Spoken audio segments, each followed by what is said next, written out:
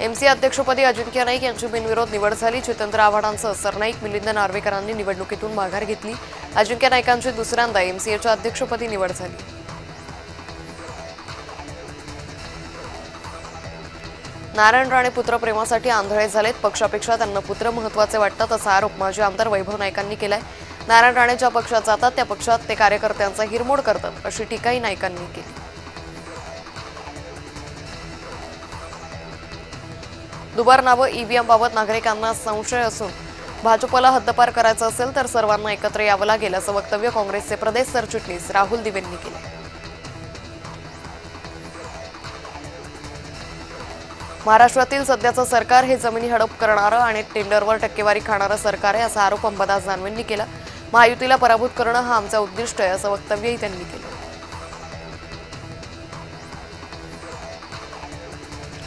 नवी मुंबईच्या बेलापूरमधील तब्बल 57 मतदारांचा घर क्रमांक बेलापूर वॉर्ड ऑफिस असल्याचा प्रकार मनसेनं समोर आणला। मनसे शहराध्यक्ष गजानन काळेंनी बेलापूर वॉर्ड ऑफिसमध्ये जात या 57 मतदारांबाबत विचारणा केली। यातील कोणीही इथं राहत नसल्याचं उत्तर मिळालं।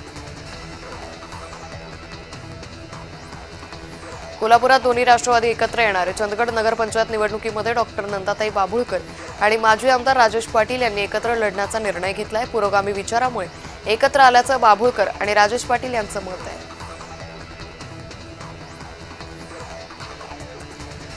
नाशिक जिल्ह्याचा भाजपवर विश्वास असून नाशकात महायुतीची तयारी सुरू असल्याची माहिती भाजप नेते गिरीश महाजनांनी दिली। मनसेनं महाविकास आघाडीसोबत युती केली तरी काही होणार नाही। नाशकात महायुतीचा झेंडा फडकेल असा विश्वास त्यांनी व्यक्त केला।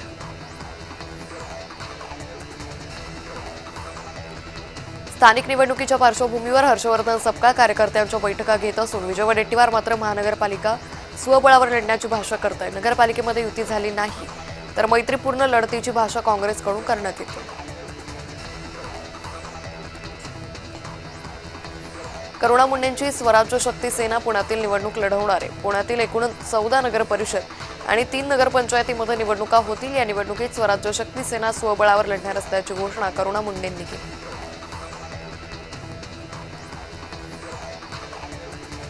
लेकी सुनांवरची वैयक्तिक टीका टाळा, अन्यथा त्या उमेदवाराचा मी प्रचार करणार नाही असे निर्देश मंत्री उदय सामंतांनी पदाधिकाऱ्यांना दिले।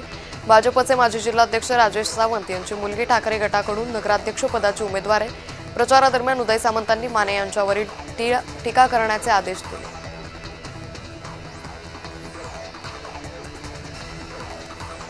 भाजपनं राष्ट्रवादी आणि शिवसेनेची गोची केली असून भाजप शत्रू म्हणून चांगला नाहीच, मात्र भाजप कोणाचा मित्रही होऊ शकत नाही अशी टीका सुषमा अंधारेंनी केली।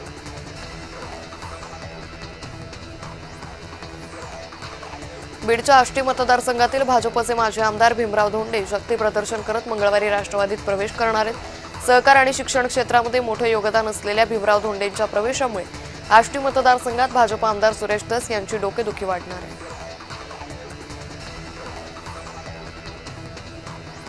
मुरबाड विधानसभेतील राष्ट्रवादी आणि शिवसेनेच्या पदाधिकाऱ्यांनी ठाकरे गटात प्रवेश केला। मातोश्रीवर उद्धव ठाकरेंच्या उपस्थितीत हा पक्षप्रवेश पार पडला। माजी नगरसेवक विकास म्हात्रे आणि त्यांच्या पत्नी कविता म्हात्रे यांच्यासह ठाकरे गटाच्या इतर पदाधिकाऱ्यांनी शिवसेनेत प्रवेश केला। प्रवेशानंतर एकनाथ शिंदेंनी त्यांचं पक्षात स्वागत केलं।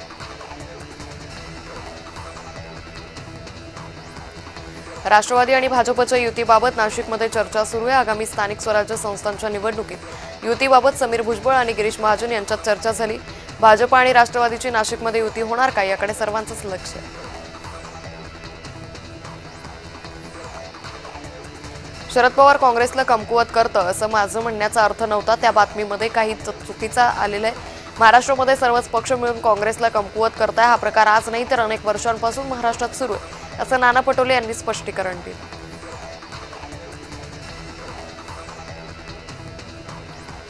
शिवसेनेचे माजी जिल्हा संपर्क प्रमुख शिवाजी सावंत बुधवारी भाजपमध्ये प्रवेश करणार आहेत। पदाधिकारी नियुक्तीबाबत विश्वासात न घेतल्यानं शिवाजी सावंत यांनी आपल्या पदाचा राजीनामा दिला होता।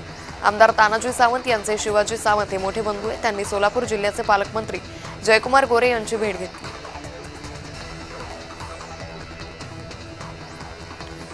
संदीप देशपांडेंनी आशिष शेलारांवर दोषारोप करण्याऐवजी वरळी मतदारसंघाकडे लक्ष दिलं असतं तर जास्त उपयोग झाला असता असा टोला नवनाथ बन यांनी लगावला। महाविकास आघाडी आणि मनसे जाणीवपूर्वक हिंदुत्ववादी मतदारांवरच प्रश्न उपस्थित करतोय असा आरोपही त्यांनी केला।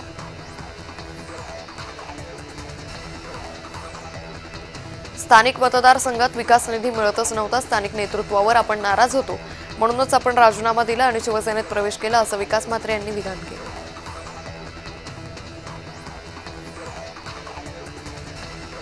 आगामी नगर परिषद आणि नगरपालिकांच्या निवडणुकीमध्ये महायुतीतही बेबनाव होण्याची शक्यता आहे. समीर भुजबळ यांनी मंत्री गिरीश महाजनांची भेट घेतली. नाशिकमधील 11 नगर परिषद आणि पैकी नांदगाव, मनमाड आणि येवला या 3 नगर परिषदांमध्ये केवळ भाजपसोबतच युती करण्याचा समीर भुजबळांनी भाजपला प्रस्ताव दिल्याची माहिती. युवक काँग्रेसच्या वतीनं मुंबईत आंदोलन करण्यात आलं. फलटणच्या महिला डॉक्टर आत्महत्या प्रकरणी हे आंदोलन करण्यात आलं. गिरगाव चौपाटीवरून हे आंदोलक मुख्यमंत्र्यांच्या वर्षा निवासस्थानी जाणार होते, मात्र त्याआधीच पोलिसांनी आंदोलकांना ताब्यात घेतलं.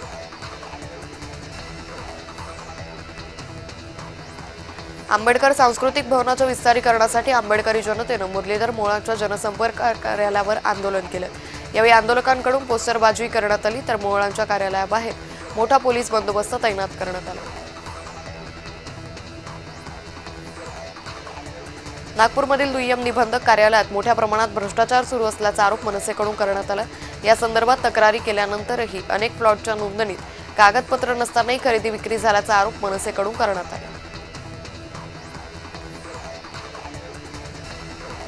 ठाण्यातील वडवली भागातील स्वामी समर्थ मठावर कारवाई झाल्यानं नागरिक आक्रमक झाले. आयुक्तांच्या दालनाबाहेर मनसेचे अविनाश जाधव, राष्ट्रवादी शरद पवार गटाचे पदाधिकारी उपस्थित होते.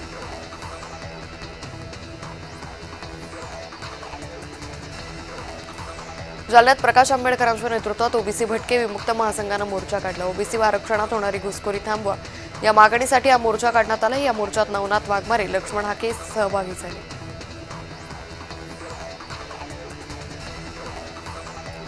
धुळे शहरातील राजवाडी बँक ते श्रीराम पेट्रोल पंप दरम्यानच्या काँक्रिटी रस्त्याच्या कामावरून राजकीय वाद पेटलाय. ठाकरे गटाच्या कामात मोठा भ्रष्टाचार झाल्याचा आरोप करत सत्ताधारी प्रशासन आणि ठेकेदारावर निशाणा साधला. अवघ्या 1 कोटीच्या कामाचं अंदाजपत्रक बेकायदेशीरपणे 7.5 कोटींपर्यंत फुगवल्याचा दावा ठाकरे गटाच्या वतीनं करण्यात आला.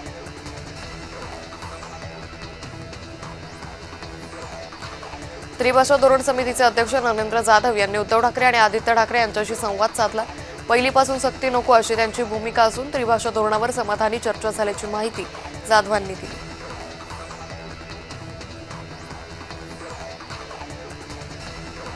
आगामी निवडणुकीच्या पार्श्वभूमीवर ठाणे शहरात मतदार यादीत बनावट आणि दुबार मतदारांची नोंद झाल्याचा आरोप महाराष्ट्र नवनिर्माण सेनेनं निवडणूक आयोगावर केलाय. ठाण्यातील नितीन चौक परिसरात फलक लावण्यात आलेले निवडणूक आयोगाची डोळ्याला पट्टी हे फलक सध्या ठाण्यातील राजकीय वर्तुळात चर्चेचा विषय ठरतो.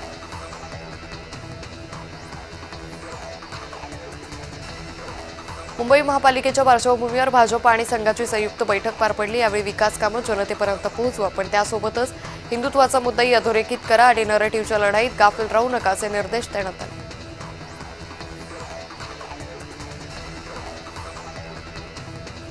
स्थानिक स्वराज्य संस्थांच्या निवडणुकीसाठी ठाकरे गटाच्या 7 प्रचारकांची यादी जाहीर झाली आहे. ठाकरे गटानं 40 जिल्हेदारांच्या नावाची यादी राज्य निवडणूक आयोगाला सादर केली. हे 40 जिल्हेदार राज्य पिंजून काढणार असून सेनेच्या जास्तीत जास्त जागा निवडून आणण्यासाठी प्रयत्नशील असतील.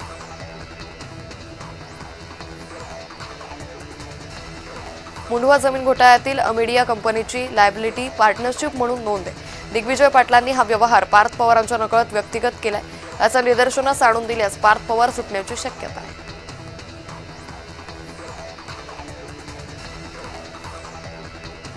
पवार गटाचे प्रवक्ते आणि उदगीर विधानसभेचे माजी आमदार सुधाकर भालेराव आता शिवसेनेत प्रवेश करणार असल्याची माहिती आहे. यामुळे लातूरमध्ये पवार गटाला मोठा धक्का बसण्याची शक्यता आहे. येवला नगर परिषद निवडणुकीसाठी नामनिर्देशन अर्ज दाखल करण्याचा आज पहिला दिवस होता. सकाळपासूनच निवडणूक कार्यालय परिसरात इच्छुक उमेदवारांची गर्दी दिसून आली. नगर परिषद निवडणुकीच्या पार्श्वभूमीवर प्रशासनानं सर्व यंत्रणा सज्ज केल्याचं दिसून आलं.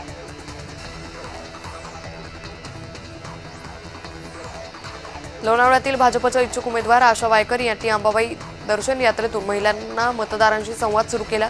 मावळ तालुक्याच्या ग्रामीण भागातील तब्बल 6000 महिलांना 100 बसेसमधून कोल्हापूरच्या अंबाबाई आणि आदमापूर येथील बाळूमामांच्या दर्शनाला घेऊन जाण्यात आलं.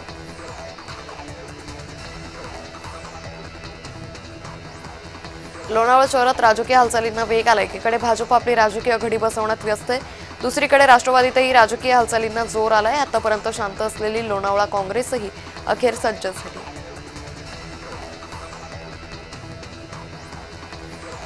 नाशिक जिल्ह्यात 9 नगर परिषदांची रणधुमाळी सुरू आहे। नामनिर्देशन अर्ज दाखल करण्याची प्रक्रिया सुरू झाली। नामनिर्देशन अर्ज निवडणूक आयोगाच्या वेबसाईटवर ऑनलाईन पद्धतीने भरले जाणार असून त्यानंतर नगर परिषद प्रशासनाकडे त्याची नोंद केली जाणार आहे।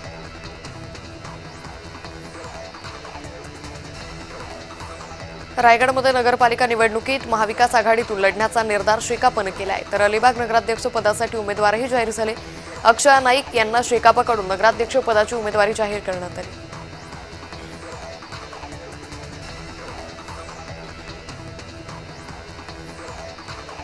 आज वसई विरार शहर महानगरपालिकेच्या 29 प्रभागांचे आरक्षण सोडत जाहीर होईल। वसई विरार महापालिकेच्या दुसऱ्या मजल्यावर आरक्षण सोडत होणारे पालिकेच्या 29 प्रभागातील 12 लाख मतदारांच्या हाती 115 नगरसेवकांचं भवितव्य अवलंबून आहे।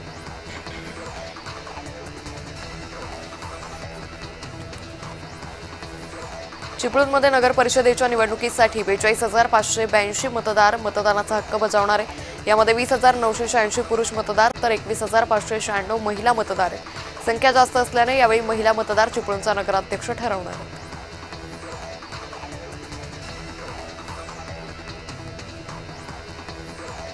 बीडच्या परळी येथील वैद्यनाथ कारखान्याचा गाळप शुभारंभ मंत्री पंकजा मुंडे यांच्या हस्ते केला जाणार आहे। गोपीनाथ मुंडेंनी स्थापन केलेला कारखाना युनियन बँकेने विक्री केल्याच्या कारणावरून टीका केली जात होती, मात्र आता त्याच कारखान्याच्या गाळप हंगाम शुभारंभासाठी पंकजा मुंडे उपस्थित राहणार असल्याची चर्चा।